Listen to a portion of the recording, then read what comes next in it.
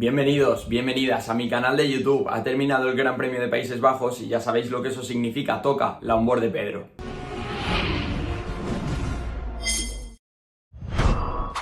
Vaya fin de semana hemos tenido en el circuito de Zandvoort y vaya manera de volver la Fórmula 1 después del parón de verano y casi un mes sin Fórmula 1.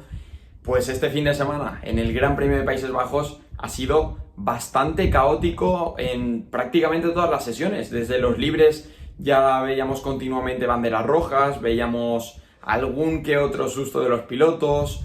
Ya era un poquito la previa de lo que se venía el sábado y especialmente de lo que se venía el domingo.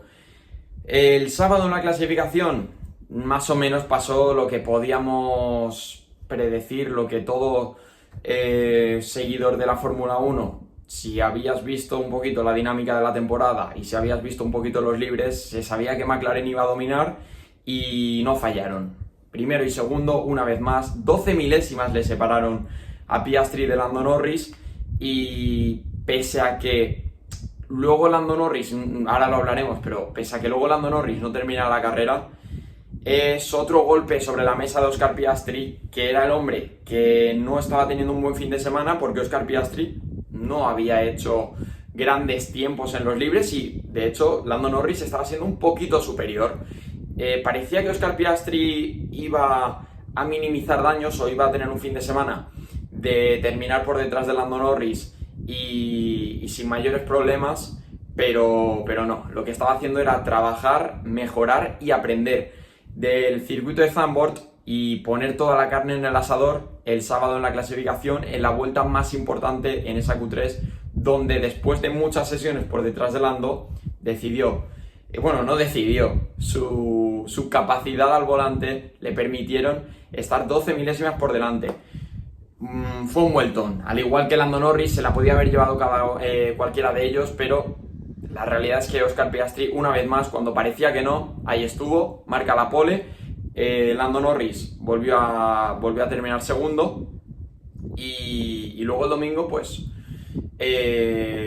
la batalla iba a estar entre ellos, era muy difícil que alguien se interponiera y si alguien podía estar ahí era Max Verstappen y precisamente Max Verstappen, ya sabéis que héroe local este fin de semana, no quería perderse la fiesta que había por delante suya. Así que, ¿qué hizo? Montar un neumático blando de salida, que si a alguien le vino mal es a Lando Norris, que salía segundo, perdió la posición con Max Verstappen y en el tiempo que tardó en recuperar esa segunda posición Lando Norris, Oscar Piastri ya estaba haciendo su propia carrera, abriendo una distancia con ese grupo de Max Verstappen y Lando Norris, al que poco a poco, del que no se despegaba Hadjar y compañía, pero Piastri estaba ya haciendo su carrera, gestionando esa distancia con el resto de pilotos y luego cuando Lando Norris pasó una distancia de más de 3 segundos que era prácticamente insalvable teniendo en cuenta que Lando Norris podía ser un poquito más rápido, 1 o 2 décimas por vuelta, pero a la que Piastri veía que esa distancia bajaba de los 3 segundos, marcaba la vuelta rápida, volvía a ponerse a 3.3 y estaba gestionando muy bien la carrera. Piastri, es que ya os digo, es un fin de semana buenísimo. Hace la pole contra todo pronóstico o no contra todo pronóstico, sino que con mucho mérito, haciendo buen trabajo y buena vuelta. Y luego el domingo, pues, el trabajo realizado más que a la perfección, sin cometer ningún tipo de error. Y es que no me extraña, lleva toda la temporada sin cometer errores. Por eso creo que Oscar Piastri, pues, es simplemente un fin de semana más para él que de hecho le acerca más. Este fin de semana tiene más mérito, si cabe, porque le acerca más al Mundial de Pilotos, a llevarse el título de esta temporada. ¿Por qué? Porque abre mucha distancia, porque ya son 34 puntos los que separan a Piastri de Lando Norris después de ese abandono a falta de muy pocas vueltas para que terminara el Gran Premio de Países Bajos. Entonces es una lástima, fue una lástima ver cómo Lando Norris se tenía que retirar.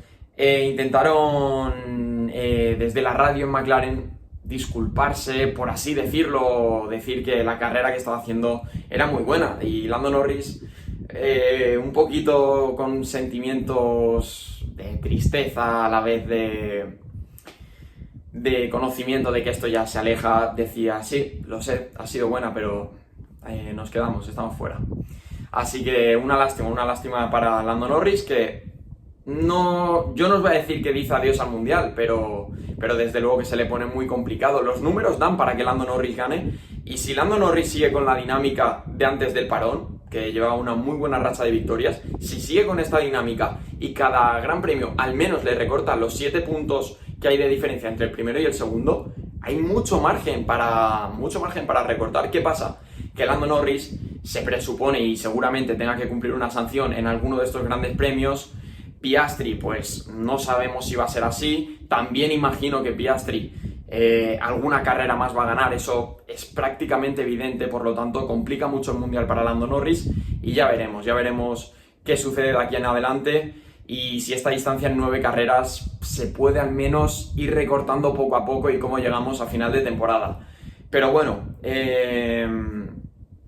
yo creo que a todos nos interesa que se apriete un poquito el Mundial, porque si no vamos a tener una temporada algo aburrida. ¿Por qué digo aburrida? Porque la lucha está entre los McLaren.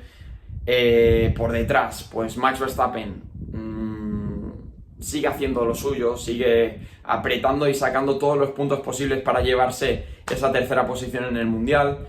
Y es que no hay mucho más en juego. Sí, por atrás están todos muy combativos por estar lo más arriba posible. En el Mundial de Constructores la cosa está un poquito apretada entre la zona media, pero creo que eso no es lo que queremos. Nosotros, y todo fan de la Fórmula 1, quiere llegar a la última carrera con la incertidumbre de saber cuál va a ser el ganador del Mundial, y no tiene pinta de que esto vaya a suceder, a menos que, como digo, Lando Norris dé un cambio drástico a nivel de actitud, resultados, y Oscar Piastri pues cometa algún error, que, como os digo, es algo que no ha pasado en toda la temporada. A partir de ahí, como digo, Max Verstappen ha vuelto a hacer un fin de semana espectacular. Max Verstappen lo ha hecho muy bien, al igual que Russell, un piloto del cual no hemos hablado en los directos que yo estaba retransmitiendo, narrando en directo. No, apenas he hablado de él, y él estaba ahí haciendo una buena clasificación, haciendo una buena carrera, pero es que no aparece en imagen, no hay que destacarlo porque... me refiero, sí hay que destacarlo, pero no está ahí para que lo destaquemos. Y luego, pues él está trabajando en la sombra, y una vez termina la carrera ya vemos el grafismo de la posición de Russell, y ahí es cuando decimos, mucho mérito, lo ha vuelto a hacer, ha vuelto a estar ahí arriba. Pues eso, George Russell una carrera más, y el que sí que ha tenido una carrera para enmarcar, pues ha sido Isack Hadjar, ese piloto que comenzó la temporada llorando, ese piloto que yo mismo en el primer vídeo de este canal os dije, no importa realmente que Isack Hadjar llore. ¿Por qué? Porque es un piloto con mucha calidad, que tiene 23 carreras todavía por delante, y ahí está, ese piloto del cual hablaban incluso trabajadores de Red Bull porque demostró una actitud que no es propia de un piloto de Fórmula 1, pues ahí está, carrera tras carrera, demostrando que tiene nivel, y cada vez lo demuestra de forma más significativa. Pues ahí está, ese es Isack Hadjar, el hombre que en Países Bajos se subió al podio. Muchísimo mérito lo que hizo, porque el sábado consiguió meter el coche en la 4ª posición, y sí que es cierto que el domingo se aprovecha de la retirada de Lando Norris, pero mantener toda la carrera por detrás a coches como Russell, como Leclerc, como cualquier amenaza que te venga por detrás, que sea más rápida que tú, y esa gestión de mantener esa 4ª posición y verte beneficiado en las últimas vueltas, y saber gestionarlo bien, saber gestionar esos nervios y mantener la posición en las últimas vueltas, es algo que para mí tiene mucho valor. Lo que hizo Isack Hadjar este fin de semana, muy merecido el podio, ya os lo digo. Y vamos a ver de aquí a final de temporada, porque es cierto que Lawson estaba apretándole en los últimos grandes premios, pero es que Hadjar, si tenemos que destacar a un piloto de RB, sigue siendo él, sigue siendo Hadjar, ese hombre que rara es la clasificación que no esté en Q3, rara es la carrera que no rasque puntos, y por eso digo que es una temporada buenísima. Y es que está ahí por ser el mejor rookie de la temporada. Si no lo es él, pues estaría luchándolo, yo creo que con Gabriel Bortoleto o poco más, pero está haciendo una temporada más que buena, y muy merecido lo de Isack Hadjar. A partir de ahí, pues tenemos a Alex Albon, que es otro de los pilotos que hay que destacar, pero vamos, muy favorablemente, hay que dedicarle unas palabras muy positivas porque lo que ha hecho el tailandés una vez más es espectacular. Salía a recordar desde la 15ª posición. Albon, partiendo desde la 15ª, conseguía terminar en la 5ª posición con un Williams que a principios del fin de semana, no parecía que fuera un coche que iba a estar en la lucha, que iba a conseguir puntos. Era más bien un coche que iba a ser un fin de semana duro, le iba a costar el fin de semana. Pues el sábado daba esa sensación porque pasó por los pelos Carlos Sainz a la Q3, pero Albon se quedó en Q2, 15º además. Pero luego el domingo, una vez más Albon, aprovechando todas las circunstancias de su alrededor, que si retiradas, que si coches de seguridad y todo, pues ahí estaba, 5ª posición para él. Espectacular una vez más el tailandés. Y es que iguala en puntos a Kimi Antonelli, que me parece algo espectacular. Igualar en puntos a un Mercedes, por mucho que Kimi Antonelli, que ahora hablaremos de él, no esté teniendo la mejor temporada, sigue teniendo un coche mucho mejor que el de Alex Albon, pero bueno, como digo, igualados a puntos Kimi Antonelli y Alex Albon, y me interesa saber cómo termina ese duelo, quién suma más puntos de aquí a final de temporada, porque será interesante ver si Kimi Antonelli puede levantar la cabeza y empezar a sumar más puntos, y ver si Alex Albon es capaz de mantener esta dinámica, de aprovechar todas las situaciones, de tener carreras buenas. Vamos a ver qué sucede. Y por otro lado, en la otra cara de la moneda, pues es Carlos Sainz, que después de 15 carreras tan solo suma 16 puntos. El promedio es prácticamente de un punto por carrera. Y si analizamos el coche, el Williams, ha sido a lo largo de la temporada, es que os diría que el 90% de la temporada era como mínimo el 5º mejor coche. Y Carlos Sainz sigue en esa dinámica de mala suerte, de mala gestión, malas estrategias. Tiene que cambiar algo de aquí a las 9 carreras. Yo sé que Carlos Sainz, a nivel mental, no creo que esto le suponga un gran problema, porque sabemos lo fuerte que es y sabemos que puede revertir las situaciones y siempre da el 100%, y por mucho que venga en una mala dinámica, siempre va a estar ahí intentando sacar lo mejor del coche, sacar lo mejor a nivel personal. Pero me preocupa que siempre sea en su coche, me preocupa que siempre sea a él la mala suerte y estas circunstancias que le pasan, ya sea por su culpa o no, pero a ver si en 9 carreras pues podemos ver algo distinto. Y luego la sanción, es que en este caso pues entre el choque y la sanción, ¿qué queréis? Era imposible sacar algo positivo de Países Bajos en el coche en la actuación de Carlos Sainz, que sí, el sábado hace una muy buena clasificación metiéndose en Q3, pero es que el domingo en todo lo que sucede y todo el caos que hay en la carrera, pues Carlos Sainz vuelve a ser uno de los sacrificados, uno de los más damnificados. Por eso digo que a ver si cambia la cosa. Y en cuanto a la sanción, lo que digo, me parece un poco exagerada. Una sanción de 10 segundos, no me voy a meter en temas de normativas, porque todos la conocemos, que si el que está delante y llega al vértice, como digo, por delante, pues tiene derecho a cerrarle al de detrás, o al del exterior en este caso. ¿Qué queréis que os diga? A mí sinceramente me parece una normativa que hay que darle una vuelta y que habría que estudiarlo caso a caso, porque en este caso que Carlos Sainz reciba una sanción de 10 segundos, sinceramente me parece demasiado exagerado, demasiado. ¿Puedo entender que tenga la culpa? Pues es que ni eso posiblemente, pero de ahí a una sanción de 10 segundos no lo veo. Que no quiero decir que tenga la culpa Lawson, Lawson juega a las mil maravillas con este reglamento y dice, es que nadie me impide hacer esto, lo fuerzo al piloto que va detrás mía al exterior, si se quiere tocar nos tocamos. También un poco ilógico en este caso, porque ningún piloto quiere también ser dañado su propio coche por eso, pero bueno, a lo que voy, que Lawson juega bien con la normativa, y el problema yo creo que está en esta propia normativa, que no deja claro el tema de las sanciones una vez se la lleva uno a una vez el otro. Entonces, por eso digo que no quiero meterme mucho más en este terreno, simplemente dar mi opinión acerca de ello, diciendo que es demasiado exagerado que esa sanción sea de 10 segundos y que la de Kimi Antonelli también sea la misma sanción en cuanto a tiempo, 10 segundos por un claro choque que él mismo reconoce, que él mismo dice que tiene la culpa, que pide disculpas por ello. Pero bueno, eso en cuanto a las sanciones. Luego Kimi Antonelli, como digo, está haciendo una temporada, digamos, vamos a decirlo, mala, porque no para de encadenar errores. Muchas veces son propios, cuando no es una mala vuelta en clasificación, que no le meten Q3, es una mala decisión en carrera. Ya hablo de Austria cuando se pasa de frenada y se lleva por delante a Verstappen. Hablo de este caso que se lleva por delante a Leclerc.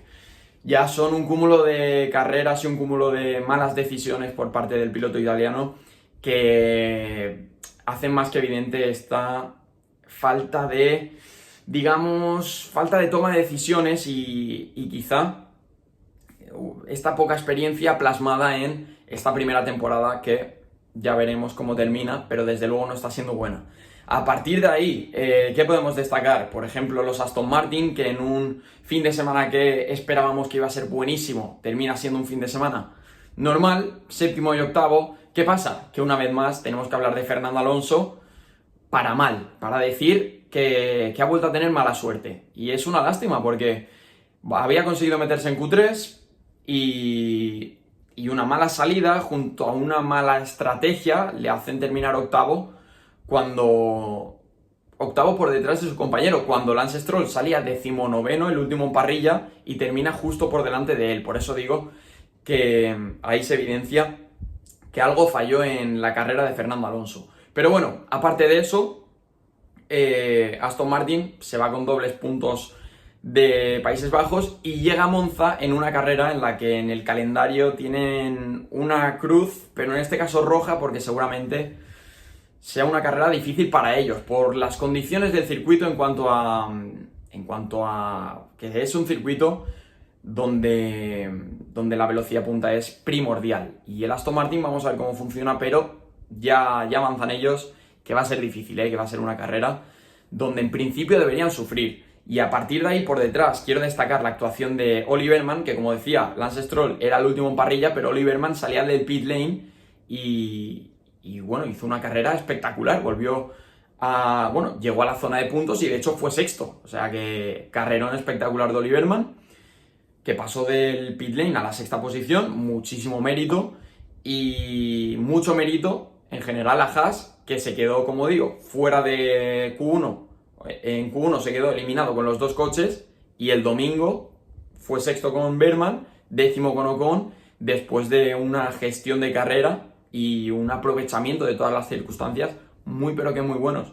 Vamos a ver si mantienen esta dinámica, vamos a ver si pueden seguir aprovechando estas circunstancias, pero desde luego que siendo una escudería que a priori es de las más flojas, junto a, os puedo poner en este grupo, Alpine, desde luego que ahora hablaremos un poquito, y a Sauber, depende de la carrera, también están bastante más atrás del resto, pues muy bien gestionado en carrera, porque Esteban Ocon suele dar la campanada los domingos. En este caso ahora Oliverman está encadenando una buena racha de carreras, así que es muy positivo para ellos, especialmente no por el coche, porque da la sensación de que el Haas no es un coche competitivo, pero sus pilotos están maximizando las oportunidades, de lo cual me alegro bastante por ellos, porque son dos pilotos, uno muy joven, Oliverman, que está aprovechando muy bien este año en Haas, y un Esteban Ocon que llega también a Haas para demostrar que es un piloto experimentado y todavía con mucha calidad. Y a partir de ahí lo que digo, Alpine, creo que es ya de lo poquito que me queda hablar. Me parece que Alpine tiene que plantearse un par de cosas. La primera, no puede ser que gestiones tan mal una carrera en la que tus pilotos pueden puntuar. Siendo el peor coche, tienes la opción de puntuar y decides que peleen en pista, o no das mensajes para que Colapinto, con neumático mucho mejor que el de Gasly, le pase en la próxima curva, en la primera curva que haya oportunidad de pasarle, que le deje pasar. Y no, prefieres que mantengan una lucha, que Colapinto se cabree y te mande mensajes por radio, que no haya comunicación y que esto sea un duelo de egos de mi compañero está detrás y por mucho que tenga un neumático más nuevo, yo quiero quedar por delante. Que esto no quiere decir que Gasly lo haya hecho mal, ni que Colapinto lo haya hecho mal. Yo creo que simplemente es una cuestión de que ahí hay que hablar mejor y ahí hay que tener mejor comunicación. Pero bueno, un fin de semana más muy duro de Alpine y la probabilidad de Colapinto de sumar su primer punto de la temporada pues quedó posiblemente frustrada por esa mala gestión del equipo Alpine. Y por último quiero, destacar a Ferrari también para mal, que junto a Alpine han vuelto a tener un fin de semana muy complicado. Hamilton, irreconocible una vez más. Hamilton irreconocible, vuelve a cometer un error. ¿Le podía haber pasado a cualquiera? Pues posiblemente, pero le pasó a él y solo le pasó a él. Se vuelve a quedar fuera en una carrera, es otro cero para Lewis Hamilton y luego Charles Leclerc sí que es cierto que no tiene la culpa, pero algo pasa en Ferrari, ya no digo por Charles Leclerc, que también me parece un poquito exagerada la reacción en radio, porque cuando las cosas van mal, manda esos mensajes de no sé qué estáis haciendo, no sé qué decisiones tomáis, todo va mal y si algo puede ir mal va peor. Esas radios que ya conocemos últimamente de Charles Leclerc, echándole en cara al equipo las decisiones. Y muchas veces tiene razón, yo estoy de acuerdo, muchas veces Ferrari toma decisiones que luego las analizas y no se entienden, pero quizá es un poco precipitado decirlas en mitad de la carrera y aún así no justifico que Ferrari no tenga la culpa y que esté haciendo unas últimas carreras preocupantes en cuanto a estrategia, en cuanto a decisiones.